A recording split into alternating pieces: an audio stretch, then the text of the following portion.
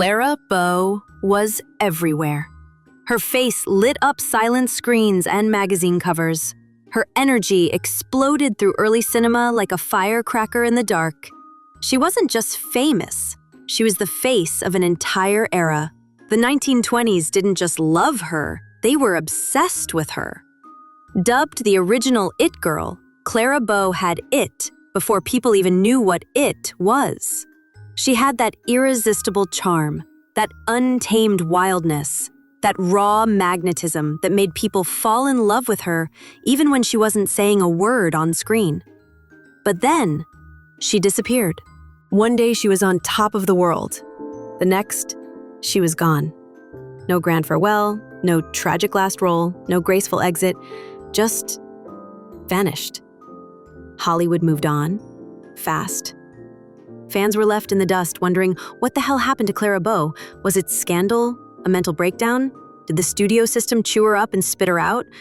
Or was it something even darker? Today, we're diving into the dazzling rise and shocking fall of the woman who defined the Roaring '20s and then ghosted Hollywood before the world even knew what ghosting was. This is the story of Clara Bow, the it girl who disappeared. And trust me, you don't want to miss a second of what really went down behind the glitz and glam. Let's rewind to 1905. Clara was born in Brooklyn, New York, in a neighborhood so gritty, even the rats packed heat. She grew up in a nightmare: poverty, a mentally unstable mother, an abusive father, and neighbors who treated her like trash. Her home was chaos. Her escape? The movies. By her teens, Clara was obsessed with film. Not just watching it, being it. In 1921, she entered a beauty and talent contest called the Fame and Fortune Competition, and she won. It was like a scene out of a movie. This broken girl from the wrong side of the tracks was about to become Hollywood royalty.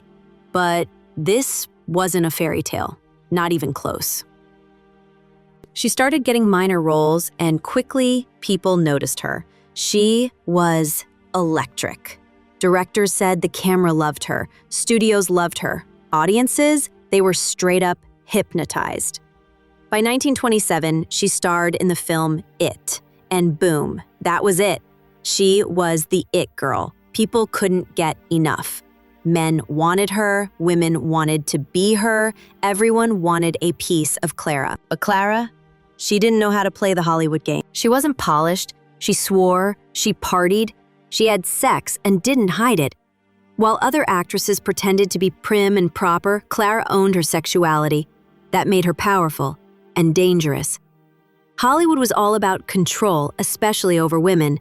Clara was uncontrollable. Behind the scenes, her life was spiraling. Her relationships were messy. She was constantly stalked by the press. Tabloids painted her as a wild party girl, which, yeah, part of that was true.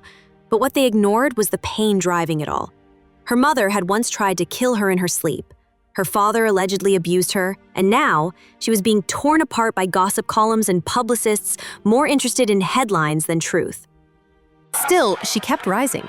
Her voice debut in the 1929 film The Wild Party was a smash, proving she could handle the transition from silent films to talkies. But the cracks were showing. She had intense stage fright. Her Brooklyn accent, which was considered unrefined, became a target.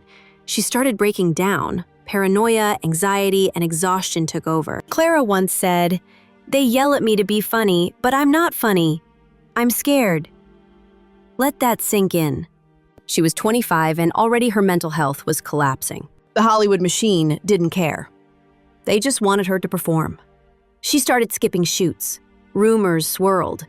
Some whispered she was crazy. Others said she was addicted to pills. Everyone had an opinion.